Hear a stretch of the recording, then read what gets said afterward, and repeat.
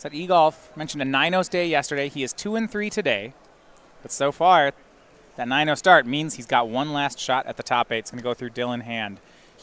A couple months ago, Humans and Hollow One were really just the talk of Modern. In this matchup, I think perceived by a lot of players to be pretty close. Yes, winning the die roll definitely going to be in Dylan Hand's favor, no doubt about that.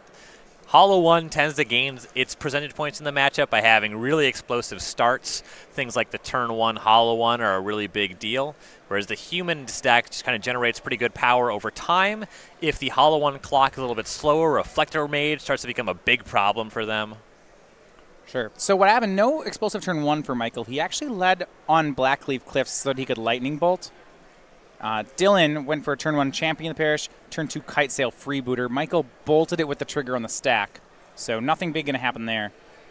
Yeah, you still get to see the hand, but this trigger is just resolved. There's no cards being held. And what do you think about this one? He has a second land, Faithless Looting, Gurmag Angler, Tassiger, Collective Brutality, and Hollow One.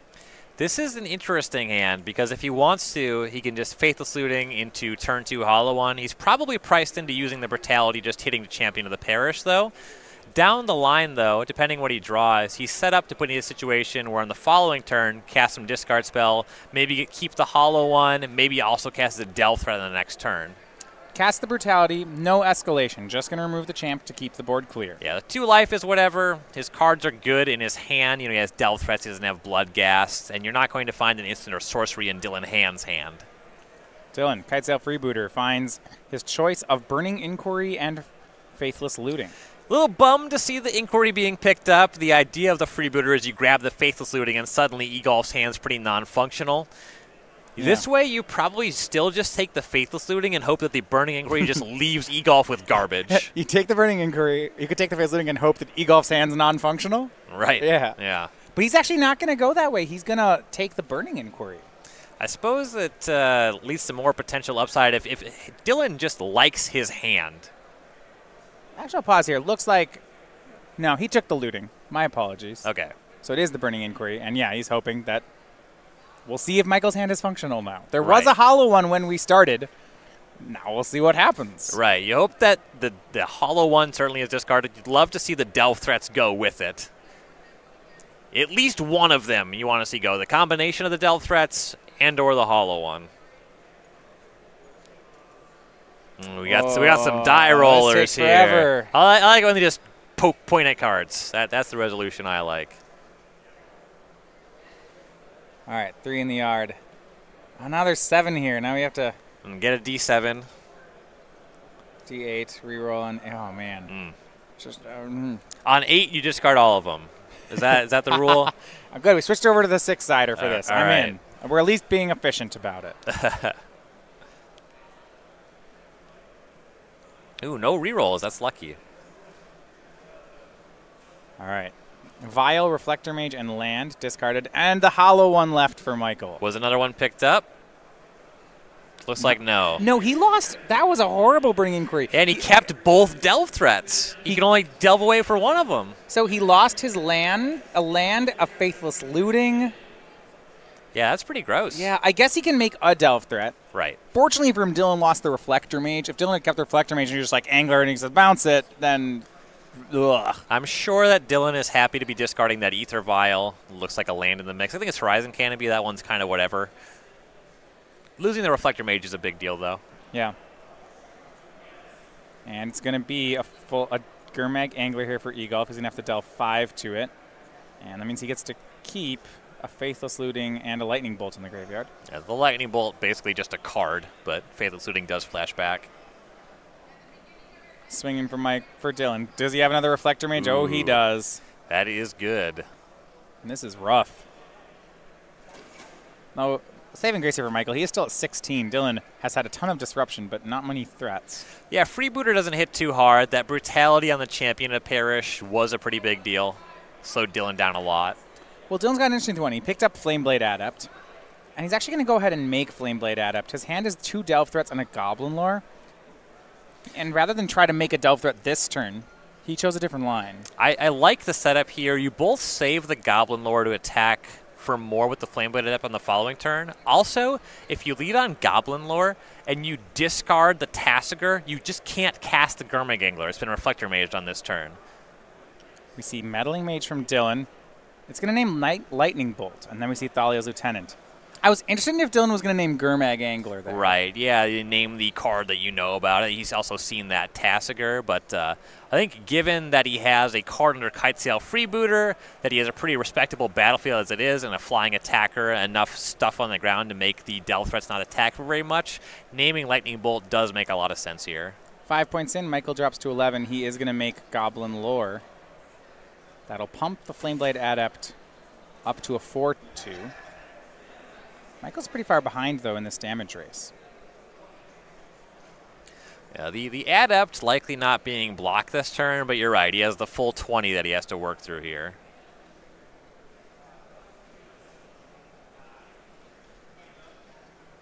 We'll figure out the random ones here. Oh, there's your reroll. It was bound to happen. Yeah. Does discard a Flamewake Phoenix, and now because the Adept is a 4-2, he can bring that back. Yeah, that's well and good. It's probably not as good on this turn as casting a Delve threat. Yeah, looks like Michael's going to come to the same conclusion as well. Counts the graveyard. Looks like he has... He has 4 free ones, and then he has the Phoenix and the Looting. The Looting you probably don't care about. The Phoenix you do. Right, so instead of Angler, he's going to go for Tasigur so that he can keep the Phoenix. Yep. Yeah, I like this play. And no attack.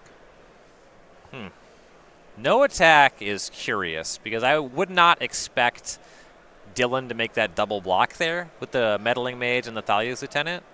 And even if he did, you just get to hit both creatures, right? You have 4 power to their 4 toughness. Oh, Kessig Malcontents from Dylan. That's going to be 6 points off the bat to drop Michael to 5. I'm not sure that Michael survives the attack anymore. Yeah, the freebooter just closes it over the course of a couple turns, and he also just has some really nice attackers on the ground. Freebooter's 2 in the air, and then he has three creatures on the ground, all with 3 power. So 1 gets through, that makes 5. Dylan Hand takes game 1. Yeah, that is a lot of damage. And over time, Phantasmal Image just becomes a really good draw. That wasn't going to go better over time either. And we are on to the sideboards here. So let's start first on Hollow One side with Michael Egolf. A lot of that game did feel like, when I look at a Hollow One deck, you can kind of, the texture of the first 2 turns can be really different. They can have these great starts and then these weak starts. Michael did have a pretty weak start there and felt like he fell too far behind. Now, post-board, I think he can do does he become more reactive? Is he just kind of hoping to get a better draw? Or what can he do to change? Yeah, he's going to have some options to become more reactive, and that's going to help him a lot. I don't think he generally, in game 1s in the matchup, wins the games where he has a slower draw. Okay. So he has some tools to make his slower draws better. In the sideboard, so the full list is 3 Ancient Grudge, 3 Leyline of the Void, 2 Blood Moon, 2 Grim Lavamancer, a Big Game Hunter, a Collective Brutality, 8 Engineered Explosives, a Fatal Push, and a Slag Storm.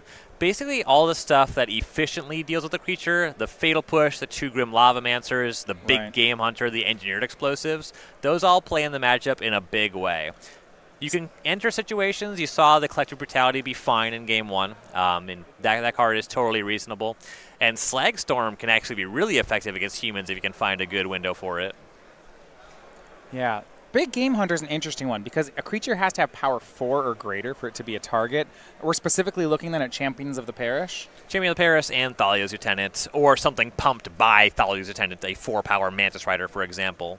Okay. On Michael's side, so yeah, we do have these sweepers. Engineer Explosives, he can go up to 2. I don't think he doesn't have any sources for a 3rd color, but then again, 2 is pretty good in this matchup. Right, yeah, 1s and 2s is most of what you're looking at.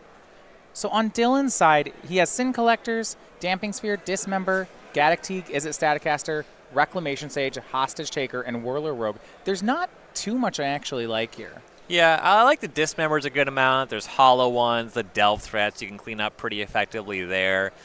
Sin Collector is fine. There's a good mix of instants and sorceries. It's not that great, though. You can make an argument for Reclamation Sage just because of Hollow One. I think it's a little bit on the weak side, though. Hostage Taker I like a good amount, actually. So a question then about the Dismember play. Say Michael, in games when Michael's in the play, when he starts on Flameblade Adept, Is Michael able to just win that kind of race, or do you feel like Humans still ends up ahead? Well, Michael can certainly win those kinds of races. I mean, you need more than just a Flameblade Adept, but if you get multiple copies, add a Delve Threat to the mix, those early hits, they add up. And honestly, there's games where your Human's hand is set up in a way where you would even dismember the turn 1 Adept. Yeah, I think that's what I was kind of trying to ask, is whether, like, what level, Michael obviously needs a good start. I'm kind of thinking, like, what level of good start does he need to take that aggro role? You know, just Adepts, or does he need, or are we looking at hollow ones? It's super contextual by game, right? Where, you know, if your opponent is mounting a really good-looking attack on the crackback and you have a disruptive element, you probably should just go that way because you'll be able to deploy your threats on a future turn anyway. Sure. And Humans is a deck where most of their creatures get better over time because Athalia's a tenant. If the creature is just literally champion of the parish, you want to stem the bleeding pretty aggressively there. I guess proactively is a better word. Yeah. Yeah, I mean, we've seen that in a lot of these decks where they can answer champion when it's small, but then when it starts hitting this critical point of 4/4, 5/5, then they start getting out of range of anything. I do like that Michael has a big game hunter to still deal with him in that situation. Yep. The trick is to not accidentally randomly discard it on early turns of the game and make sure you have it available when a large creature does come up. Yeah. Yeah, and you can control that with Faithless Looting. A lot of his discard you can't control that with. Right. And Egolf, a quick mulligan here on game 2.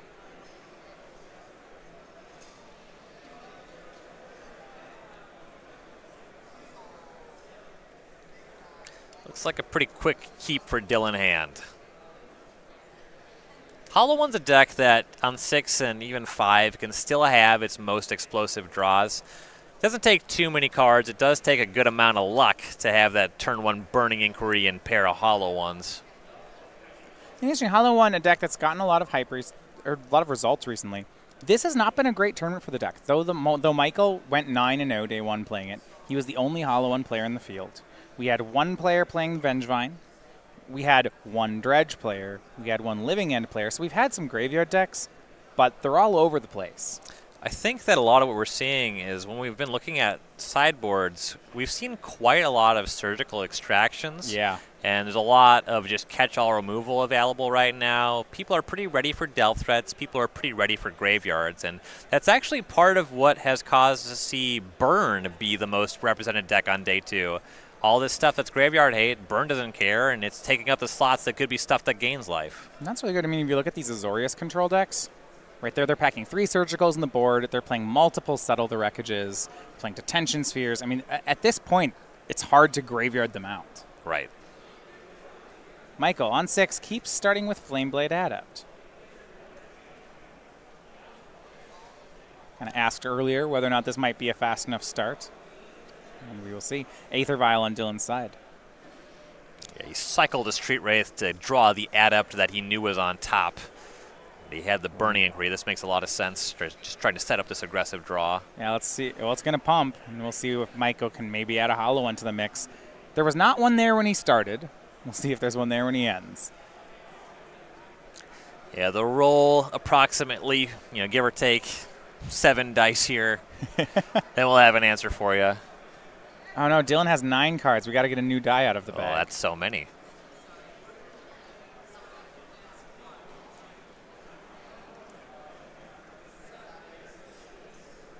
All right, 3 on Dylan's side. I feel like you can tell when someone has learned to play with or against Hollow One on Moto because he sets the cards over to the side face down, which is like a very Moto way of doing it. I mean, on Moto, it's it's all in the graveyard. You see it all right away. Yeah, yeah. With Moto, right, you click it, and then you tap the Burning Inquiry, and then suddenly a whole bunch of things have changed. You have to figure out what happened. You tap your land for red mana, you cast your spell, and then your hand is suddenly terrible. That's it's just like everything's different. When I want to say I spotted a Blood Moon in Egolf's hand. That card's actually pretty effective. Or is that Lightning Bolt? It's Lightning Bolt. Okay. I don't think he has Blood Moon. Oh, no, he does. There are 2 Blood Moons in the sideboard. That turns off most of the lands in the Humans deck. It's quite a bit worse when they have Aether Vial online. So a big swing here. It's a swing for 6 from Flameblade Adept. Dylan to 14. He discarded 2 Flamewake Phoenixes. The question I'm going to have is, can Michael get that Adept up to 4 power. Yeah, he has a backup Adept, Lightning Bolt, and he picked up a Swamp, so not just yet. Right.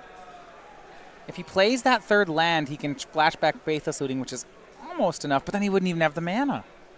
Yeah, if you flashback Faithless Looting into finding Street Wraith, you can do that. You give up some resources. Yeah. It's not pretty. And Dylan, some stumbles on his own, misses his third land drop, plays Noble Hierarch, but he does have an Aether Vial on 2. Ooh, there's Street Wraith. So we can see some. You won't be able to rebuy the Flamewake Phoenixes, which is a bummer, but yeah, maybe at this point they're just pump spells. Yeah, it's extra damage, that's for sure. He has Grim Lavamancer, Swamp, and Mount, and a Lightning Bolt in hand. Right now, he's just going to swing for 4 with Menace. I will say that Grim Lavamancer is one of a small number of draws that would persuade me not to flashback Faithless Looting on this turn. Setting that up is a pretty big deal. I really like what he has done here. Instead of flashing back Faithless Looting, he waited for Thalia's Lieutenant so that a double block wouldn't be possible. And, or better yet, Dylan goes to the double block after Thalia's Lieutenant. Egolf will bolt the Hierarch, and then the Adept is going to eat the Lieutenant. Dylan's going to lose both creatures. Yeah, that's pretty devastating. We'll find out exactly what hand has for leftovers, but right now he's pretty behind on board. He's losing his 1/1 for no reason. He's got a Dismember, and now he's deciding if he wants to save it. It's probably worth it. Yeah, you don't like it, but he decides it is. He goes to 9, dismembers down the Adept. I mean, Dismember's the kind of card that just tends to get worse over time. If you just take hits, then casting Dismember later gets so bad. And you have this opportunity to save your Thalia's Lieutenant, which is the only thing you have available to race back at the present moment. So at the end of the attack, Dylan goes down to 7 from the Flameblade Adept. Michael follows up with Grim Lavamancer, so the clock is ticking on that damage. And now Dylan's going to try to come back. We see Thalia's Lieutenant and then a Viled-In Mantis Rider. He's, as quickly as he can, assembling a board. Yeah, this is a lot.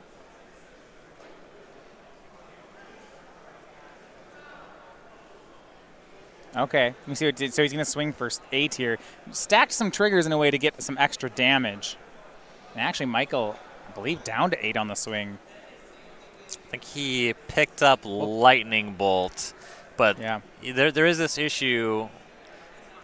I suppose he has enough blockers, but a Phantasmal Image, another copy of Mantis Rider that just makes Dylan's board lethal here. So he has a setup where you can Lightning Bolt, activate Grim Lavamancer upstairs, but if you have to use the Lightning Bolt anywhere else, then you won't be able to close the game on the following turn with the Lavamancer. Yeah, a correction here. Michael now at 6. We had missed a shock earlier. The life totals as they stand are now correct. Sure. Right, so if he bolts upstairs and can somehow Grim Lavamancer upstairs and then chump with the Adept, can he survive? As the board stands, I guess the answer to that is no. There's 6 damage facing him even on that line. If nothing changes, he can currently block both of the ground creatures, take 4 off the rider, and then hope, activate Lavamancer upstairs, cast Lightning Bolt, and hope to draw either Collective Brutality or another Lightning Bolt. Okay, so then he has to play off the top, though we can't count on the Lavamancer for the last point. Right. And I just don't really think he has anything that is better for him. Well, this other Mantis Rider is going to have something to say about it. Yeah, I think he's dead now. It's not great. Not this turn, but next turn. I mean, you can use that Lightning Bolt on the Rider, but... Yeah, Dylan's motions asks if triggers are okay. Going to make these creatures large, and Egolf has to both use Lightning Bolt on the Mantis Rider and block both the Champion of the Parish and the Thalia's Lieutenant. Meanwhile, the other Mantis Rider comes across for 4. Egolf chumps away his entire board, uses his only spell in hand, then doesn't have any card in his deck that just deals 7 damage or sweeps the board. So he can't throw the bolts upstairs anymore. Right. And he has that sideboard Slagstorm, but there's multiple 4 toughness creatures. That's out of range now.